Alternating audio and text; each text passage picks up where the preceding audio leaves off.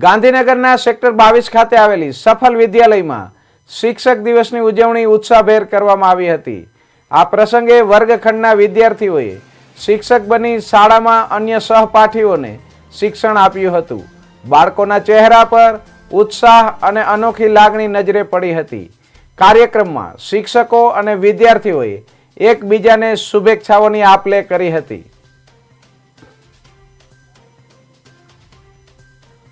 આજે ઘણા બધા અમારા ત્યાંથી બાળકો આજે શિક્ષક બનીને પોતાનો રોલ નિભાવી રહ્યા છે। કોઈ મેથ્સનું ટીચર બન્યું છે, કોઈ સાયન્સનું ટીચર બન્યું છે, કોઈ આર્ટ એન્ડ ક્રાફ્ટનું ટીચર બન્યું છે, કોઈ કે મારો ખુદનો રોલ નિભાવ્યો છે કે જે ખુશાલી ગઢવીએ બનાવ્યો છે કે જેને બહુ સરસ રીતના એઝ એ એકેડેમિક હેડ આખા સ્કૂલની અંદર આજે રાઉન્ડ મારીને ટીચર સાથે ડિસ્કસ કરીને, સ્ટુડન્ટ સાથે ડિસ્કસ કરીને આખું જે મેનેજમેન્ટ હેન્ડલ કર્યું છે, તો એને હું થેન્ક યુ કહીશ। અને આજે ટીચર્સ ડે આ બચ્ચાઓને કેમ સેલિબ્રેટ કરીએ છીએ એ પણ એ લોકોનો એક્સપિરિયન્સ શેર કરી રહ્યા છે। આજે ટીચર્સને સન્માન આપવાનો દિવસ છે। આજે ડૉક્ટર સર્વપલ્લી રાધાકૃષ્ણજીનો જન્મદિવસ છે।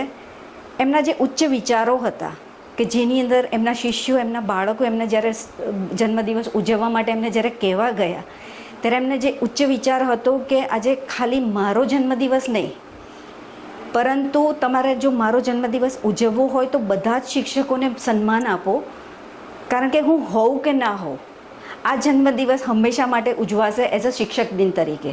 તો આજે પણ આપણે એમના જન્મદિવસ નિમિત્તે આ શિક્ષક દિનને ઉજવીએ છીએ અને એમને યાદ કરીએ છીએ કે જે એમના ઉચ્ચ વિચારો જો એ વખતે એમને ના બોલ્યા હોત તો કદાચ આજે આ દિવસ ના હોત આપણી જોડે, આપણે આ દિવસ સેલિબ્રેટ ના કરી શક્યા હોત। તો હું એમને પણ જન્મદિવસની ખૂબ શુભેચ્છા પાઠવું છું। અને બાકી દરેક શાળાઓની અંદર જે જન્મદિવસની ઉજવણી થાય છે એમાં ટીચર્સને સન્માન આપવાનો દિવસ છે। આજે મને સફલ વિદ્યાલયમાં મને ટીચર બનવાની ઓપોર્ચ્યુનિટી મળી હતી। તો હું E4માં ભણાવવા ગઈ હતી સબ્જેક્ટ EVS।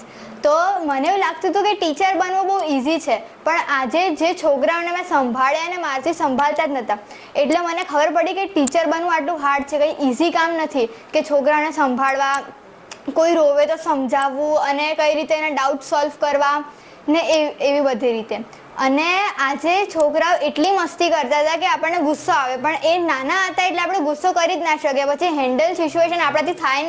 એમ તો પ્રિન્સિપલનું કામ સહેલું પડ્યું કારણ કે એકેડમિક હેડ હતા મારી સાથે, એમને બધું જ મેનેજ કર્યું, પણ તો પણ એક દિવસ માટે પણ મેં પ્રિન્સિપલની પદવી મેળવી તો મને ખબર પડી કે કેટલું અઘરું છે ટીચર્સને બધાને હેન્ડલ કરવું, જે મારા માટે થોડું ઇઝી રહ્યું કારણ કે એકેડમિક હેડ હતા સાથે, તેમને મહેનત કરી।